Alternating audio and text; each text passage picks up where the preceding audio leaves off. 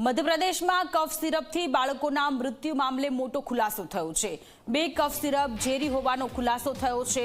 રિલાઇફ અને રેસિફ્રેસમાં નિયતથી વધુ માત્રામાં ખતરનાક કેમિકલ મળ્યા છે। કફ સિરપમાં ડાયએથિલિન ગ્લાયકોલની વધુ માત્રા મળી આવી છે। આ સિરપ ગુજરાતમાં બનતા હોવાનો ખુલાસો થયો છે। બંને સિરપના વેચાણ પર પ્રતિબંધ મૂકવામાં આવશે। મહત્વનું છે કે રાજસ્થાન અને મધ્યપ્રદેશમાં ઝેરી કફ સિરપના કારણે 11 બાળકોના મૃત્યુ થયા બાદ તપાસ હાથ ધરાઈ, જેમાં આ ખુલાસો થયો છે।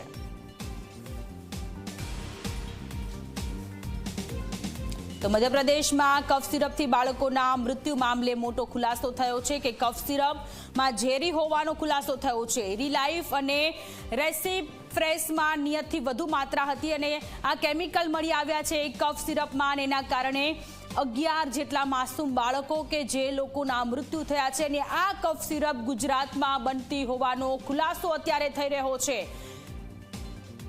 ગુજરાતમાં આ કફ સિરપ બની રહી છે, જે અત્યારે જો તમારા ઘરે નાના બાળકો હોય તો 5 વર્ષથી નાના બાળકોને આ પ્રકારની કફ સિરપ ન આપતા, કારણ કે આ જે કફ સિરપ છે એના કારણે મધ્યપ્રદેશ અને રાજસ્થાનમાં 11 બાળકોના મૃત્યુ થયા છે, અને તે મામલે આ સૌથી મોટો ખુલાસો થઈ રહ્યો છે કે આ કફ સિરપનું વેચાણ કે જે આખા દેશભરમાં થઈ રહ્યું છે, એ કફ સિરપ ગુજરાતમાં બની રહી છે, અને આ 2 કફ સિરપ ઝેરી હોવાનો ખુલાસો થયો છે। અને આ 2 કફ સિરપના કારણે 11 નાના ભૂલકાઓએ જીવ ગુમાવ્યો છે। આ બેદરકારીને કારણે જીવ ગુમાવ્યો છે। કફ સિરપથી બાળકોના મૃત્યુ મામલે આ સૌથી મોટો ખુલાસો થયો છે કે આ બંને કફ સિરપ ગુજરાતમાં બનતી હતી, હવે પ્રતિબંધ મૂકવામાં આવ્યો છે। 2 વર્ષથી નાના બાળકોને આ કફ સિરપ ન આપવા માટેની, આને કોઈ પણ કફ સિરપ ન આપવા માટેની સૂચના આપી દીધી છે।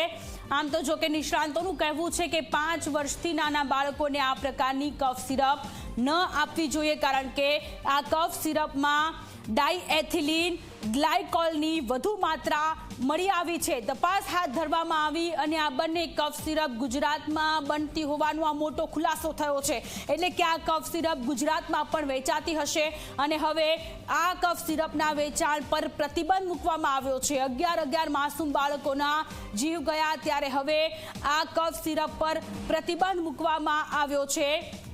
આ બંને કફ સિરપમાં મોટા પ્રમાણમાં ઝેર મળી આવ્યું છે। રિલાઇફ અને રેસિફ્રેસ આ બંને કેમિકલની માત્રા વધારે હતી। तो प्रमोद शर्मा अपनी साथे जोड़ाएला है। प्रमोद, ये बहुत बड़ी जानकारी मिल रही है कि मध्य प्रदेश और राजस्थान में 11 बच्चे की जान गई, और जो कफ सिरप वहां पे बिक रही थी वो उसका प्रोडक्शन गुजरात में हो रहा है। क्या है ज्यादा जानकारी प्रमोद? हाँ, 2 सिरप थी जिनका प्रोडक्शन गुजरात में हो रहा था, और इन पर कार्रवाई शुरू हो गई है, और जो दल है उसने, जो हेल्थ विभाग का, उसने ये रिपोर्ट सामने लाई है। सिर्फ ऐसा नहीं कि गुजरात से ही ये सिरप आ रही थी, तमिलनाडु और दूसरे स्टेट से भी आ रही थी। हैरत की बात ये है कि जो मरने वाले बच्चों की संख्या है वो 14 के पार चली गई है, और हड़कंप मच गया है। दरअसल ये 4 साल से छोटे बच्चों के लिए ये सिरप खतरनाक होती है, जानलेवा होती है, लेकिन डॉक्टर ने बच्चों के लिए दवा लिखी, और जो निर्माता कंपनी है उसने भी ऐसी कोई वार्निंग, जो लिखा जाता है कि 4 साल से छोटे बच्चों को ये दवा डॉक्टर ना लिखें, वो निर्माता कंपनी ने नहीं लिखी। लिहाजा अब इन कंपनियों पर सख्त कार्रवाई शुरू हो गई है, और पूरी लिस्ट है किन किन स्टेट ने ये दवाएं बनाई है, लेकिन हड़कंप मचा है मध्य प्रदेश में लगातार बच्चों की मौत के चलते। पुष्टि हो गई है कि बच्चों की किसी किडनी फेल हुई है। हेल्थ विभाग ने खुद एक्सेप्ट किया है ये बात। प्रमोद, हेल्थ एडवाइजरी भी जारी की गई है कि 5 साल से कम बच्चों के लिए ये, इसके अलावा अन्य कई कफ सिरप है कि जो जानलेवा होती है। मेरा सवाल ये है कि ये कफ सिरप अभी राजस्थान और मध्य प्रदेश में 11 बच्चे की मौत हुई है, अन्य राज्य में भी तो ये कफ सिरप बिकती होगी ना? संपर्क कपाई गयो छे। धन्यवाद प्रमोद जानकारी आपवा माटे। तो मध्यप्रदेश और राजस्थान में 11 बाळकोना मृत्यु बाद हवे जे कफ सिरप बनी रही है, एक कफ सिरप के जेमां झेरनुं प्रमाण वधारे हतुं अने एना कारणे 11 नाना बाळकोए जीव गुमाव्या छे। त्यारे सवाल हेल्थ डिपार्टमेंट ने लईने पण थई रह्या छे, कारण के मंजूरी मळी अने त्यार पछी आ कफ सिरप के जे मार्केटमां आवी।